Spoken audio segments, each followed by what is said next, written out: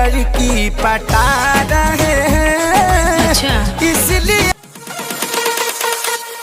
तो जी हाँ दोस्तों, भोजपुरी फिल्मों और गानों में ट्रेंडिंग स्टार थे साईलाल यादव और ब्यूटीफुल एक्ट्रेस और धोखेबाज एक्ट्रेस रहे काजल राघवानी। जी हाँ दोस्तों, थे साईलाल यादव जी थी, धोखेबाज एक्ट्रेस काजल राघवानी जी था।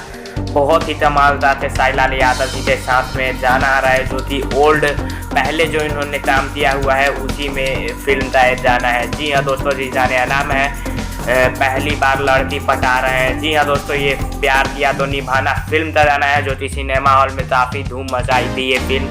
और दोस्तों बता दूं कि इस गाने तो दोस्तों आज ही शाम में 7 बजे रिलीज कर दिया जाएगा। और ये बहुत ही कमाल का वीडियो रोमांटिक सॉन्ग है और फुल वीडियो में रिलीज हो रहा है। तो इंटरटेन नीला पर आज शाम में 7 बजे जरूर सुनिएगा और ढेर सारा प्यार दीजिएगा। और अगर आपने ये गाना सुन लिया है वीडियो सॉन्ग तो कैसा लगा कमेंट में ये जरूर बताइएगा।